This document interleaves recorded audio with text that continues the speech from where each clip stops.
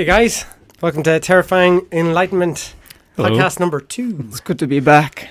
So I'm Mark Molumby, this is Christo, Hello. and this is Sean Rafferty. Hi there. So guys, Sean, you weren't on last week. Introduce wasn't. yourself there. I'm Sean. I met Mark a couple of weeks ago. He's in my philosophy of religion class. I'm studying philosophy at UCD, and that's it. Okay, Pretty much. Christo. Love it. I'm a more freelance philosopher, I would say. I'm not studying in any university. I have a YouTube channel. It's called Christo Sal. That's CHRISTO space SAL. And I'm all about personal development, whether it's by mentally developing yourself through exploring different philosophies or developing yourself physically through, having the right healthy habits and trying out different things like that. So, Well, I'm jealous of your biceps, Christo. I have Are to you? say. Okay. Wow. They're well, at pretty least big. someone Pulls is. you now to At least there. someone is. So last week we had a good chat. I think we talked about general enlightenment stuff, some of our own personal journeys. So this week I kind of have the idea that we'll put on a few songs that people have heard a million times but never really kind of paid attention to the lyrics too much. So the first one I'm going to put on is Crazy by Gnarls Barkley. So just pay attention to the lyrics a little bit more than you normally would, and hopefully you'll pick up what I'm putting down. Yeah. I remember when I lost my mind.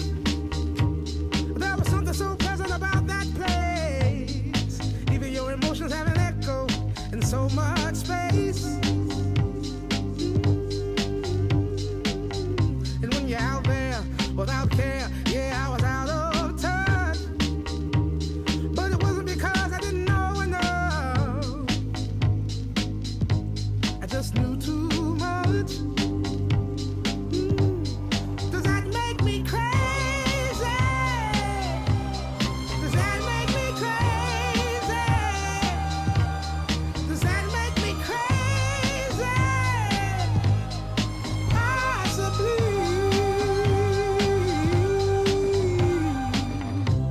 And I hope that you are having the time of your life.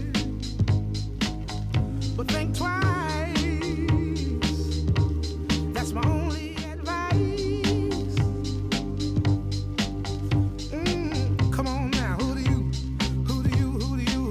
think you are? Bless your soul. You really think you're in control? Well, I think you're crazy. I think you're crazy. I think you're crazy. Just like me.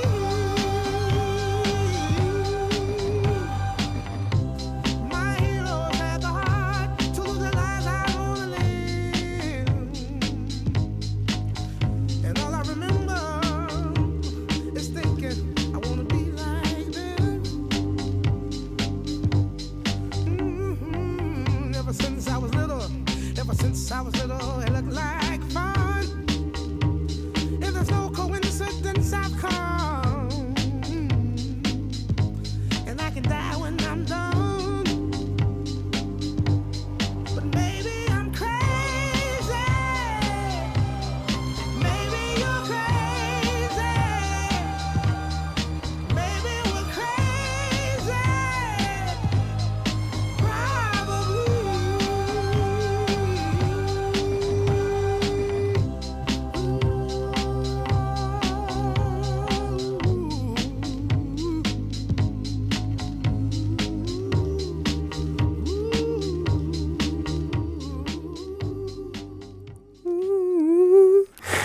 Go on, the Gnarls.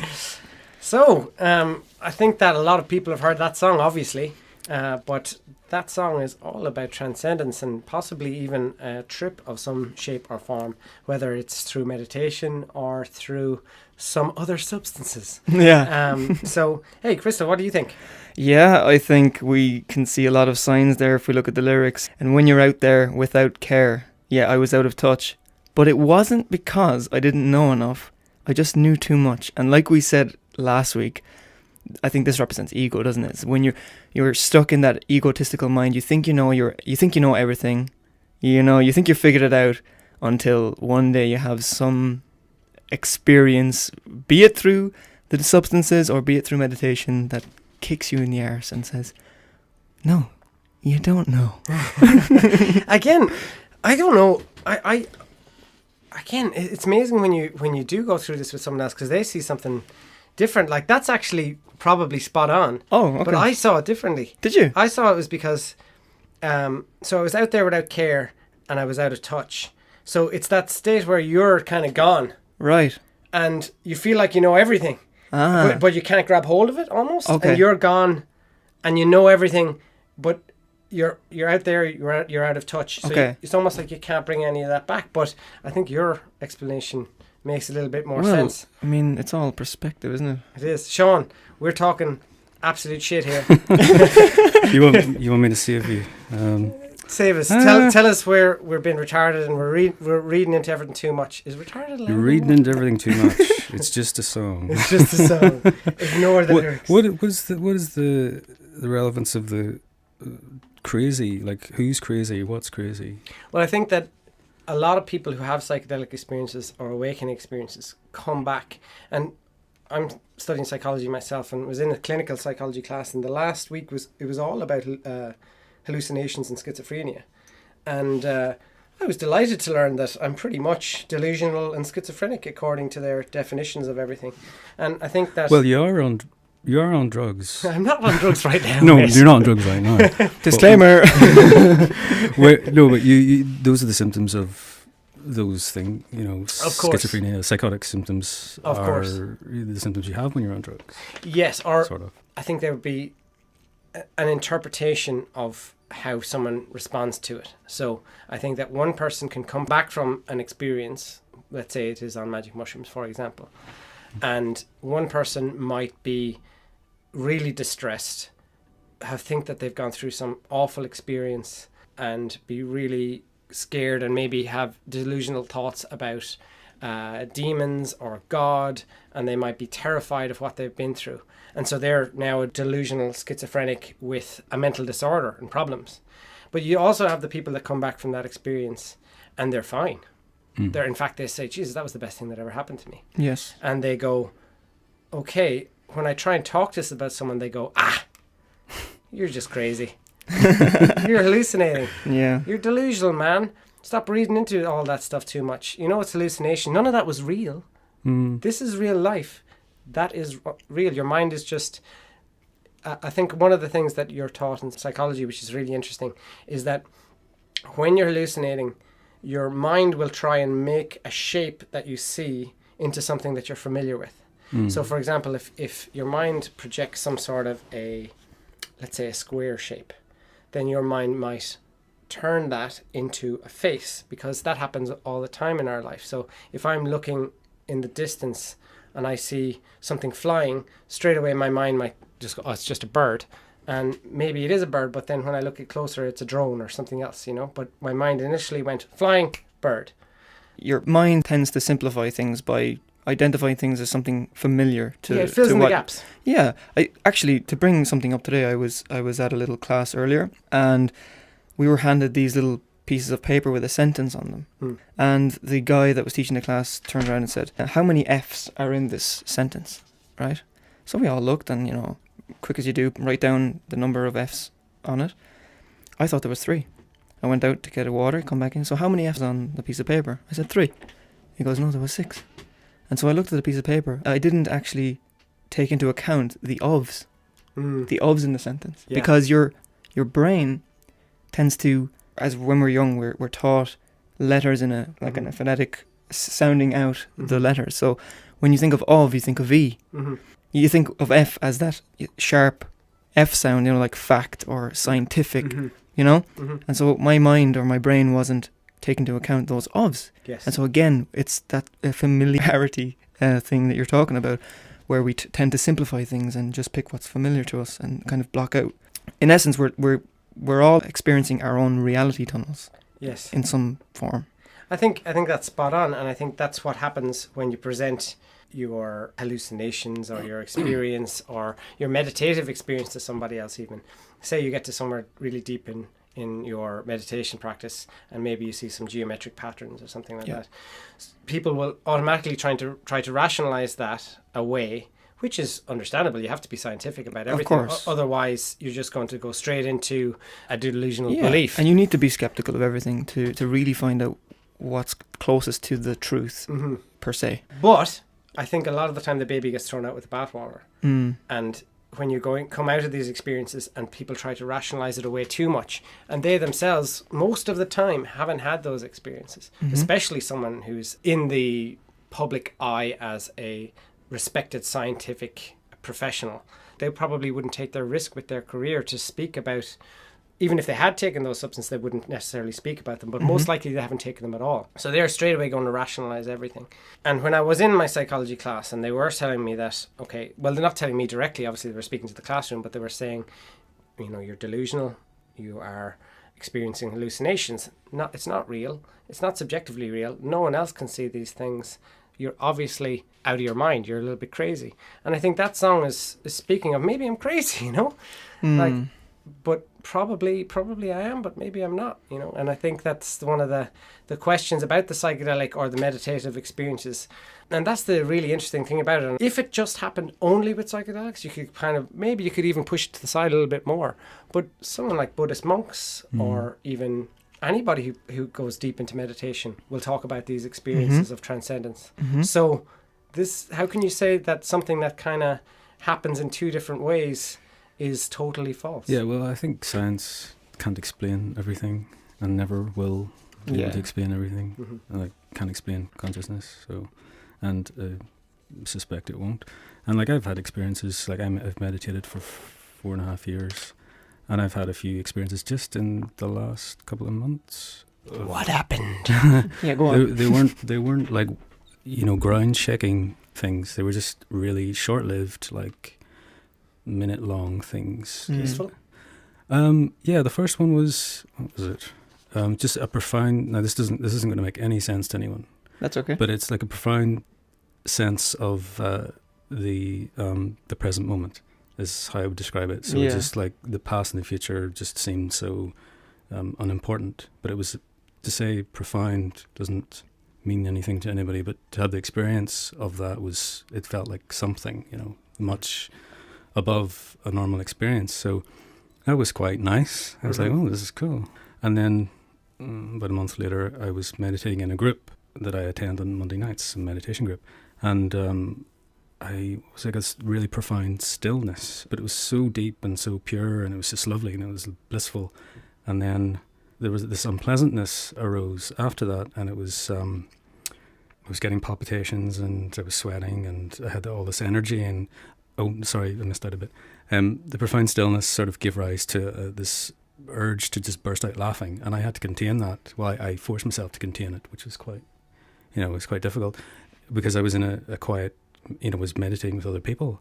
So that was. You should have done it, mate. You should have done it. Yeah, I thought that as well. I don't know. I think you should have done and it. maybe that's why the negative stuff came up afterwards, but I don't know. I think I looked it up afterwards, and it's referred to as Kundalini energy or something. Apparently this happens. Yeah. And the energy that I got afterwards goes along with it. So it would have happened anyway, I think. So but it was quite unpleasant, but I just sat with it and started to contain it, and it passed. But it was just another really interesting thing, and I was like, whoa, what's this all about? Yeah. I didn't really get any deep insight from it, but it was just an interesting experience. Right. Yeah, you were curious about it. What does it mean? Or well, it's it's like, this is outside the normal realms of experience, and what's this all about? Yeah. Yeah. But what does it all mean, Basil?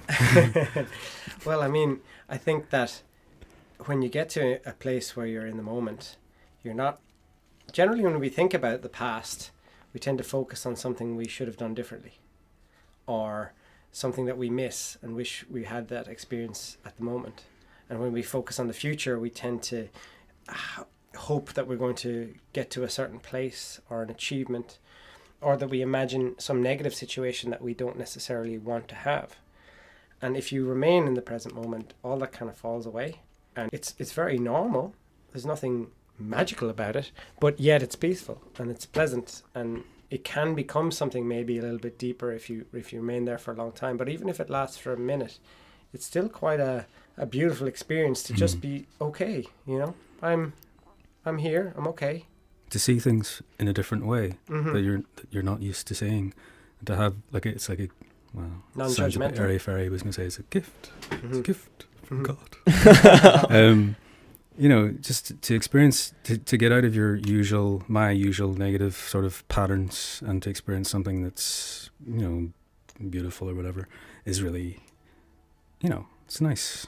Nice change. Yeah, of course. Of course. I mean, if we imagine life as some sort of shape, and we're looking at it at a 2D perspective, so the front that maybe has a lot of different faces, and basically what happened to you there is you got to see another face of the shape, and it gave you a different perspective, and it feels good because then you've seen more of life, you've experienced something new, I suppose. So it's not as mundane as the face that you were staring at or seeing most of the time. Seeing yourself differently, you mean? Seeing yourself and maybe reality itself differently, you know, than usual, you know? Yeah. Yeah. To know that there's more. Yeah, exactly. You know, that it's not just me and my stupid, annoying mind. You know, there's something else. And that's a nice revelation. Yeah. It is. And I think that you hit the nail on the head there with my stupid, annoying mind. I'm not saying thanks. Well, but I mean, I think when you're growing up, you almost try on different personalities and see what works for you. Like, you might be a very different person around your friend to how you are around your parents, and a very different person around someone you meet for the first time. And you might be very different when you're in church, or when you're maybe doing something where you feel a little uncomfortable. And I think a lot of people have the idea that if you aren't consistent with the way you're presenting yourself to the world, then you're somewhat fake. But the truth is, when you're young, you're trying to figure out what works, what's going to get me the result I want, what's going to stop people treating me poorly, what's going to make people like me. And so you start presenting yourself in a way that's really guarded. And I don't want people to see where I'm vulnerable. I want people to see where I'm confident. I want people to think, oh, I like that guy. He didn't talk too much. He listened to what I was saying. He remembered my name, and so on. And you kind of develop this way of being in the world, because the way you were when you were a child, really young, is you were your authentic self before. But what happened is everybody said, don't do that. Stop being that way. Don't cry. And so on and so forth. So you become this very guarded, anxious person where you're trying to figure out what way works best.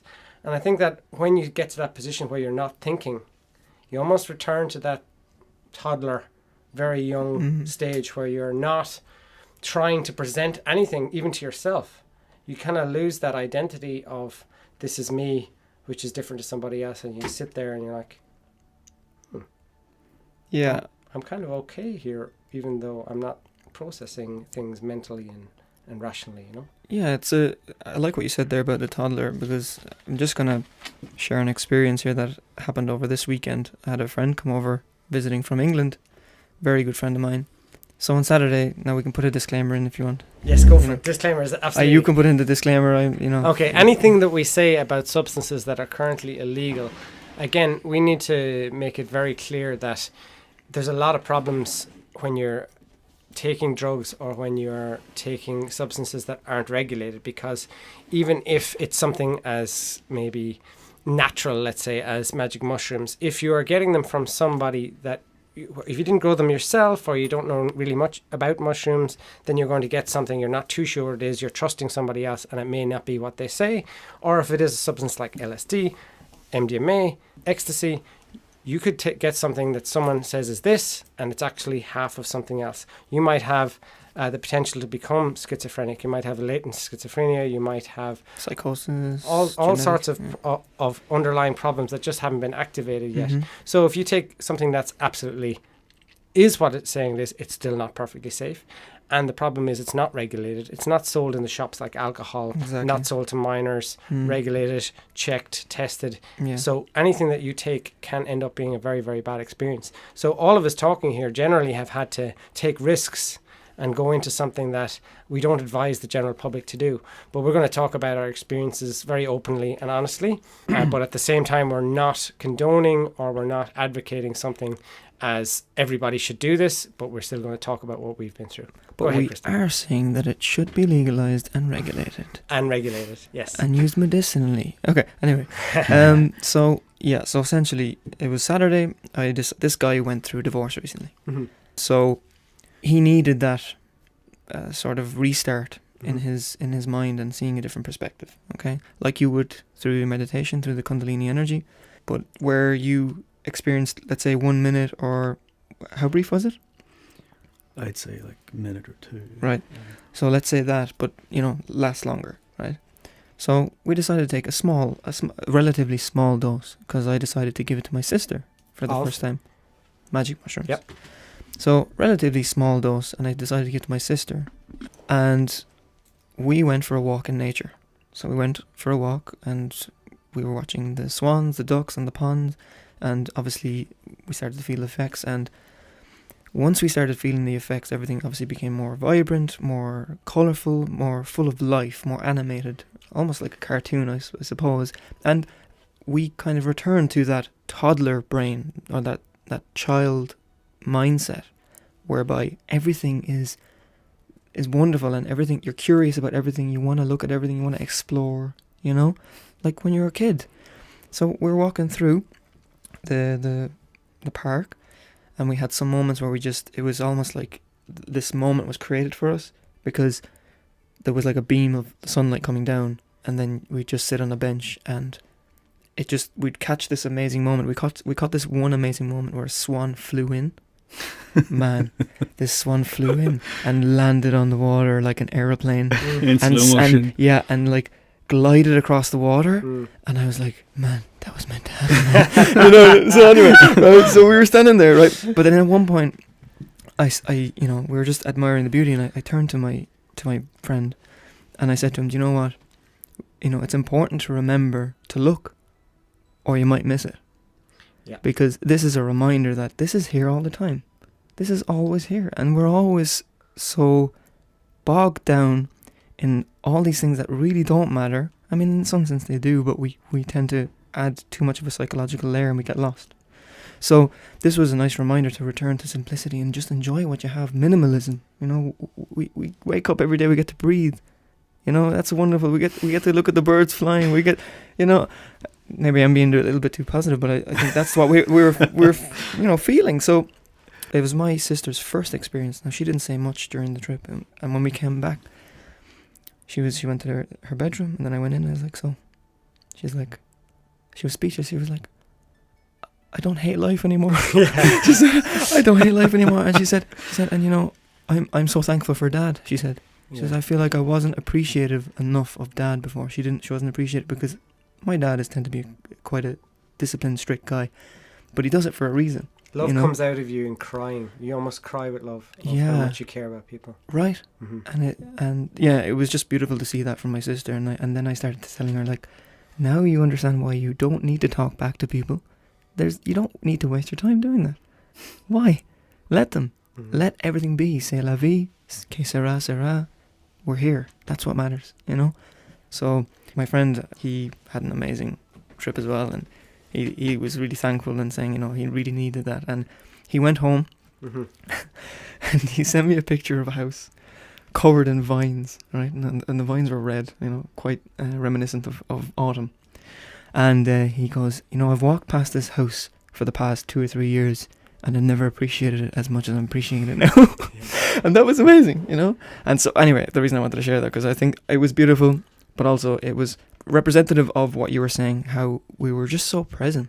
We were just so thankful to be alive, the simplicity of the experience of being human. You don't feel the need to be anywhere else. You're right. I remember the first time well, not the first time, but it was one of the times I was introducing psychedelics on a very low dose to my girlfriend, and we were sitting in the car staring at a shop front in Durrow in County Laois, and there was nothing spectacular whatsoever, and we were like, there was no desire to be anywhere else, to be doing anything else. We were so content sitting there in the car. And I think Sadhguru, Sadhguru, I don't know how much bullshit he speaks and how much absolutely amazing insight he has. I haven't made up my mind about him just yet. Right. But one of the things he said, which was really interesting, is that we classify things in 3 ways: important, not important, and then the one that's the biggest problem is that we completely ignore. So, for example, a tree, the amount of trees that we walk past during the day, or a plant or whatever, we don't pay any attention to it. We know it's not a danger. We know it's not going to give us any pleasure. We know it's not going to benefit us or take anything away from us, so we completely ignore it. It's almost like tree, keep moving. Mm. And then when you're on psychedelics, all of a sudden you look at that tree and you're like, why am I ignoring that? Yeah. Why am I ignoring that tree? You It's so ignore beautiful. trees? Sorry? You ignore trees? Yeah, and plants and flowers, you know what I mean? You're suddenly looking at a flower like an idiot going, wow. Like, wow, this is life. Yeah. You know? Anyway, this episode is becoming far more hippie-ish than last week, but it's good. I've hugged a tree, Okay. and I wasn't on drugs. Wow. Yeah, me too. Me too. It's really nice. I tend you to should do it. I tend to like trees anyway. Actually, let's talk science. Let's get out of the hippie mind, right? Okay. Scientifically, it's been proven that trees cause a positive hormone release within our bodies. They have this thing in Japan called tree bathing, where because a lot of people were killing themselves in Japan. Mm. Yeah, so on their breaks now at work, they tell people to go off and spend time around trees because it's really good for your biology. I find trees really fascinating. I've always been fascinated with trees. I climbed trees when I was young. Yeah, Still climb trees me too. occasionally. But there's something just about them that just to look at a tree, just something really... I'm not going to say spiritual, but... Well, I was just going to say, in almost every spiritual culture, they have the tree of life. Yeah. And it's almost universal from cultures that apparently have never met each other. And it's because it's as above, so below. So you've got this entity that's in the air, it's in the earth, and then it's under the earth. And it's representing those 3 levels. It's the higher, the middle ground that we all exist in, and then the subconscious, or the under, right, that we ignore. Yeah. So I think in terms of spirituality, if you want to look at the symbology of it, trees are extremely important. Yeah. There's a great book that was handed to me by someone. I can't remember who wrote it. It's called The Gospel of the Living Tree. Gospel of the... The Gospel of the Living Tree. Okay. It's one of those books, for me, I don't know how you guys would perceive it, but one of those books that just lifts you up. I would read it and I would just be so grateful. That had a lot of power, that book. What is it about it? It's about trees, so it basically it's about trees. That's it. That's all you, it's that's all you need to say. Yeah, no, it's about trees. It goes into each type of tree and what it was thought of in the ancient times and what it was used for. Whether, let's say, it's a hazelnut tree and they could eat the nuts, and it would go into different aspects of it, both philosophically, spiritually, quote unquote, and scientifically as well. So it goes into like all 3 of those, and there's a lot of poetry in it as well. I love the book because I'm quite a poetic dude and I love poetry, so there's quite a lot of poetry as well as prose, and I just like the way the structure. You flow through that book really well, and it just gives you a lot of insights. I think you'd love it, guys. Honestly, okay. I really do. I would read it. Yeah, I think if you love trees, because I used to climb trees too when I was a kid. Absolutely loved it. I've climbed some tall trees, man, when I was like 6 years old. I love trees. Sorry, I'm getting too reminiscent now of the times I used to climb trees. Oh, the time when I was a monkey. Okay. All right, will we put on the next song, guys? Sure. Yeah, let's do it. All right, so the next song is by a guy from Northern Ireland. It's Foy Vance, and the song is called Be the Song. So I personally think the message of this song is that when you get deep enough into a meditative state, the self-referential ideas go away. So instead of actually thinking of yourself as somebody or an entity or a person or an I or a me that's listening to the song, you actually become the song. So the song is called Be the Song. And I'm going to put that on right now.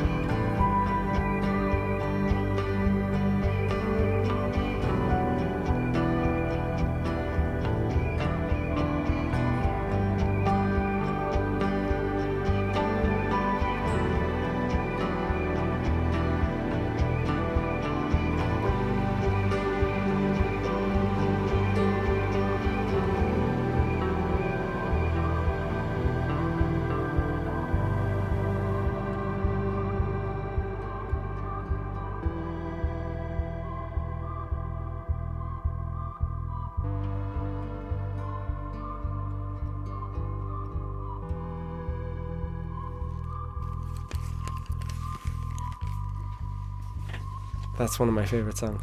I have never heard that before, Me and I am in love. I think that was really nice. I think Sean's asleep. As usual. No, it's quite beautiful. I've never heard it before. It's quite nice. The thing that I noticed the most about that song is the lyrics. I'll take the weight, but I won't speak. I will refrain and be the song. And I think that's a very meditative.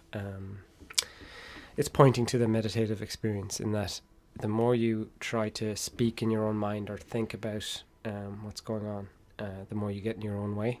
And if you relax, breathe deeply, and just be the song rather than trying to comment on the song or get lost in your thoughts, you do get that beautiful, present, peaceful moment. And that's why I love that song. Yeah, it's beautiful. I don't know what else to say. I think that's brilliant. But I think this line as well, when inner scars show on your face and darkness hides your sense of place, that really touches on the shadow, you know. Mm-hmm. How we hide it and we don't embrace it, like we were talking about last week.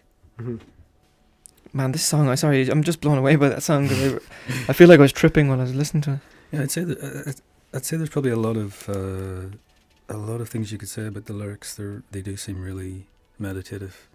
Like you could get a lot of meaning out of that wouldn't be apparent. Maybe you might have to sit and really actually like study this. Maybe. Mm-hmm. Yeah, But I that's a like good point. I like the just be the song. There's something about that I don't know, like just be, Yeah. sort of thing. Yeah. And there's something about music which is quite I don't know. My brother told me a really good story about one of his best friends. David was his best friend's name. And he said that he was out with David one night, and David was watching everybody in this nightclub dancing. And he said that, Ted, when I see everybody dancing to music, I don't see people moving to the music. I see music moving the people. And Ted was like, that's why I love my friend David. He's awesome. I thought that stuck with me. I just thought that was actually quite accurate, to be honest. I don't know if you've ever heard a song that resonates with you when you're by yourself, in particular, when you're not self-conscious, you just start moving. You Yeah. know? And it's almost like you didn't decide to start moving. It's just the music is moving you. What percentage of our bodies are fluid or made of water? Do you know? No It's idea. Something about 70%. It's high. 70%? Something like But that, yeah. okay, so the majority of our body is a fluid, Mhm. right? And when you play sound waves or music or something on water, what happens? It ripples, vibrations create movement, Mm-hmm. and so you could say that's an element of why we move, because we're literally our insides are vibrating, they're moving, they have to move, you know.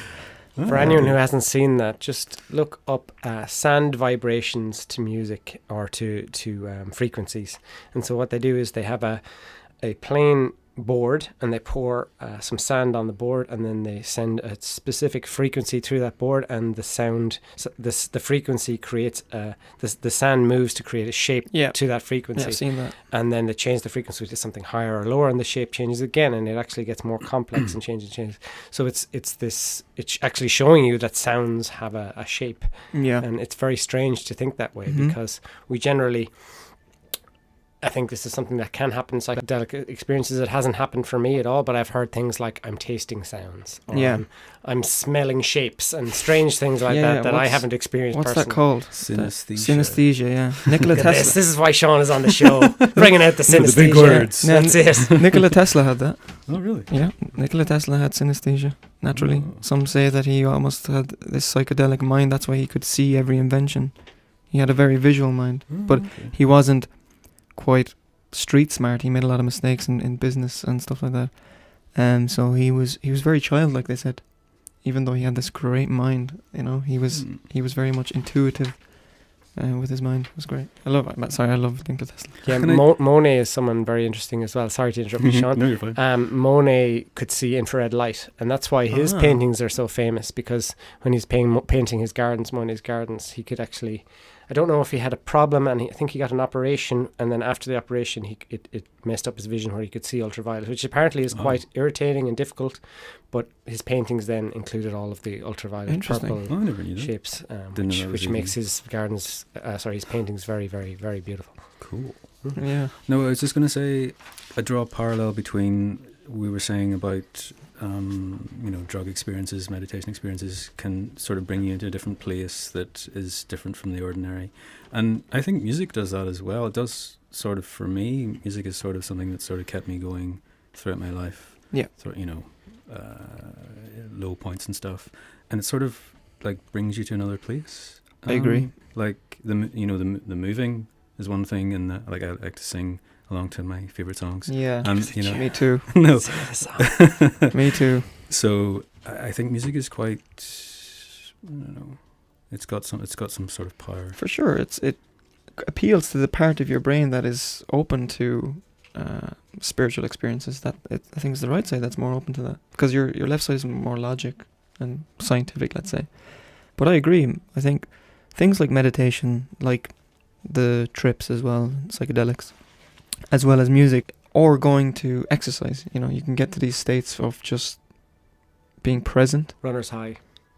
Sorry? Runner's high. Yeah, runner's high, whatever. And same with me. If sometimes I'm feeling down, I just play the guitar. I sing. Just sing your heart out, even if you're terrible. Like Terence McKenna. Did he play guitar? No, but he said that the easiest way to get through a bad experience, trip-wise, is to sing. Yeah. Wow. So he'd say, if something is going really wrong, start singing. Yeah, that's why they do the drumming as well. Isn't it? Yeah, it's that resonation, and that's part of the whole thing. I think. Have you ever heard of laughing meditation? No, yeah. It's terrible. It sounds awful. It was. You really need the right crowd. I did it I used to train kids in a juvenile detention centre in Australia called Cobham Juvenile Justice Centre, and these were hardcore criminals that have murdered and so on and so forth, and drug gangs, and this lady came in who was very hippie, and so she got everyone to lie down in a circle on mats in a basketball court, and we all had to just laugh and just continue to laugh, and even if it was forced laugh, because it was so silly, everyone else would start laughing. And while it was in one sense horrible, it did work. Like it didn't make you meditative, but just laughing for the sake of laughing and hearing other people with this silly laugh not really laughing then made you laugh because it's so ridiculous and silly, and then you got good feelings from laughing. It resonates with something within you, that even if you're not in a good mood, if something makes you laugh, it creates the good mood, and the same with music. It creates that feeling within you. It resonates with you.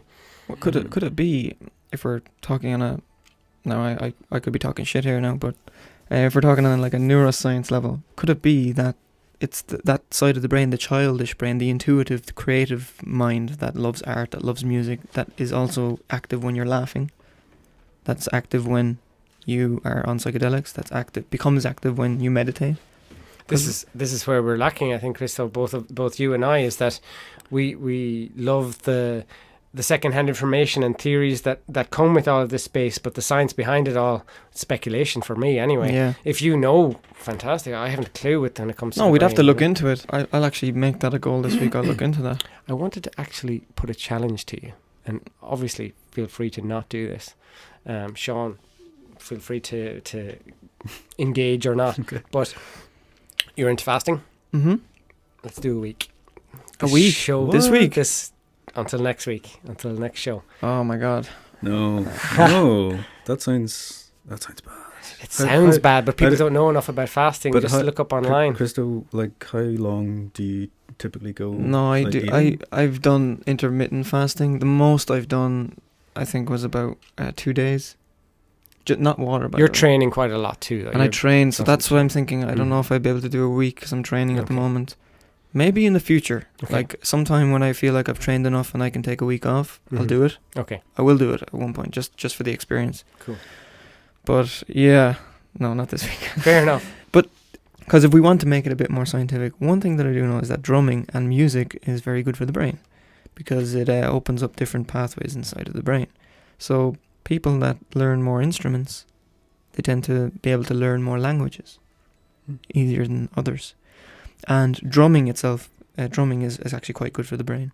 I'm not sure why, but there's a great show called The Brain by David Eagleman. He's a really good neuroscientist. Really great program. So anyone that's listening, watch that program.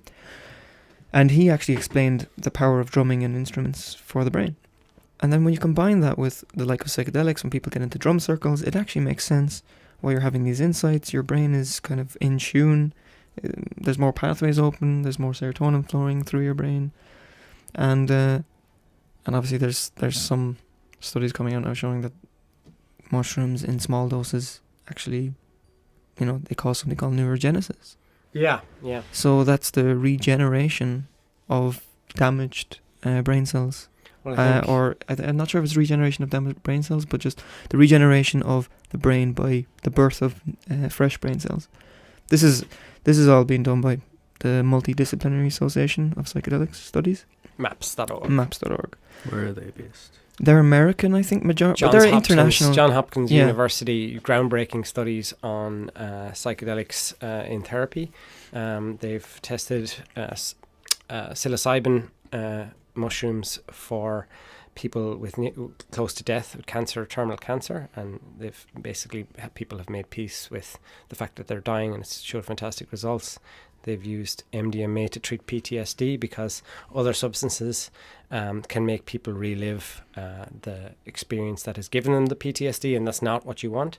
But if you give them an MDMA, from their studies are showing pretty good results that show a big correlation between PTSD overcoming that experience with MDMA, because you can approach the experience with a positive mindset rather than going back into it and reliving it, which is not what you want. And then lots of other substances like ibogaine, or I'm not 100% sure how to pronounce that, for drug addictions. So if let's say someone is addicted to heroin, an ibogaine experience can make them, or has shown a lot of results to, I think it's get over that and not 90% necessarily. Yeah, it's very high. 90% of heroin addicts that try ibogaine treatment, and ibogaine is a psychedelic, a very powerful one. It's always a bad trip. It's like a purge. You're constantly getting sick. 90% of heroin addicts that use that therapy never touch heroin again, or they don't go back. Their addiction fades. And why is that? What is it? I think the mechanism now, I'm not going to give you a scientific mechanism here. I'm just going to give you no. a theoretical. I think they have such a terrible experience that it gives them the appreciation for life when they come back, because they have a second chance. It simulates death in a way. It simulates sickness. A terrible sickness and death. So they have a near-death experience. Oh, yeah, basically, yeah. And it'd be interesting to know, like, what they actually say. Yeah, that's how it's affected them, like what it is specifically. Yeah, I'm sure there's videos online. Are you looking up the videos? I'm just looking up ibogaine maps and I'm Okay. going to see what they say. Yeah. So continue chatting away while I Yeah. So it's very interesting. I actually would be open to trying it one day, just because I'm very curious to try. I like to experience things so I can write about it. Try anything once. Yeah, exactly. Yeah. Yeah, I've heard it's a very frightening experience. It lasts 3 days. Like it's like between 1 to 3 days the trip lasts. Of thinking you might be dying? Of thinking you are dying. Oh. Yeah, and getting sick constantly, and getting to a point where you're vomiting so much that it hurts. I wonder, is it that they think, they've gone through the process of dying, and then they've got, now that they've realised, well, that wasn't real, but I had I felt it, and now I've got a second chance at life. What am I going to do with my life? Am I going to take more heroin, or I'm going to change? Yeah, and I'll just bring something up here. I had a near-death experience when I was 19 years old. I was living in Cyprus. I was a young alcoholic. Now, you wouldn't say I was an alcoholic living here, because everyone seems to be. But I drank a lot, and my father owned a bar. So I was drinking quite a lot, and I would say I was a very insecure individual, quite lost. I had a big fear of death. I've always been quite philosophical anyway. It's always been my nature since I was a kid. So I always ask these questions. So the poignant question of, like, what happens when you die always used to really get me. And so I was, insecure and questioning and confused and stuff like that. And drinking a lot and going to a lot of parties, and then, getting involved with the wrong people. And one night I, pissed someone off. And and this is going to sound stupid again, I was always the designated drink driver. Because I know. Let me explain. So in Cyprus, the police force over there are not as strict as they are here. And I was like, based on the previous times where I drove, everything was fine. So, and you're young and you're stupid. So anyway, I went over to my car and I was waiting for my friends to come over, and the next thing I know, I was attacked, right? Now, I was attacked with someone with a bat in the middle I didn't see him. I don't know what he looked like. I don't even know who he is to this day. So, obviously, when you've been drinking, your cardiac output is increased, your heart rate is increased, so the amount of blood that you're losing, especially when you get a gash, because I had a gash here just right next to my temple, and my nose was broken multiple places, and so I was bleeding a lot. My friends came back, apparently they were hysterical, they were saying, what have you done and everything, and one of them had to think fast and drive my car, and they've never driven my car, and you can imagine they were all drunk as well. If we called the ambulance, there wouldn't have been enough time.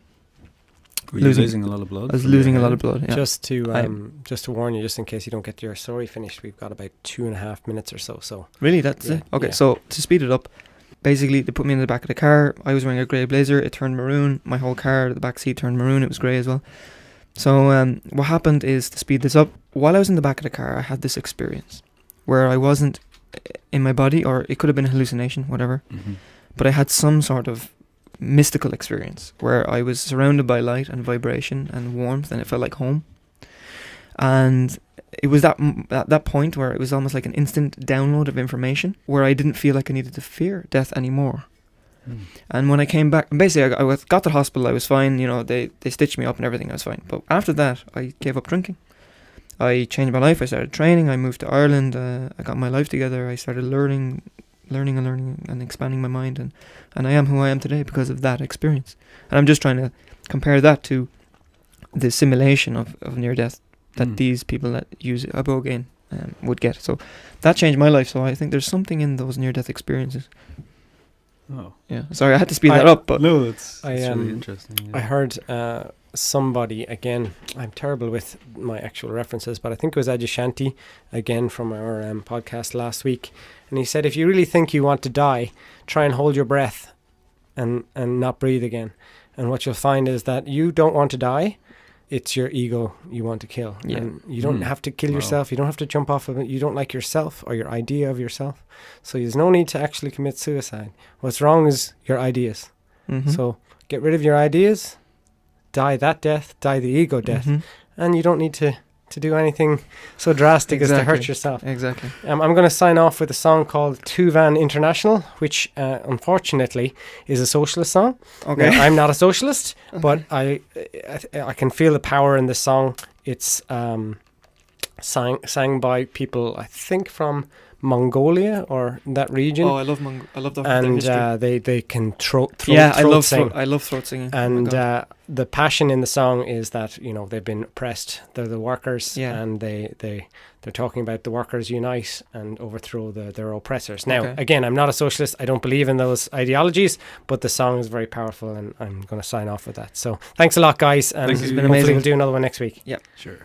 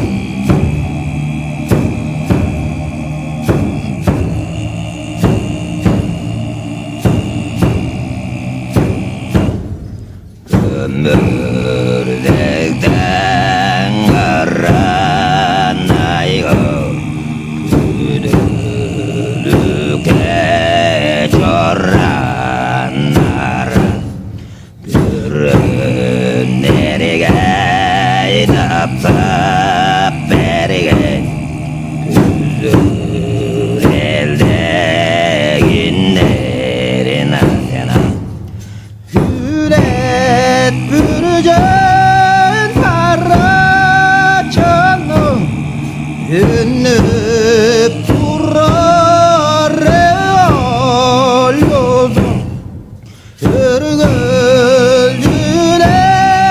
başta durar Yücüle duvar inderin asena Yürgül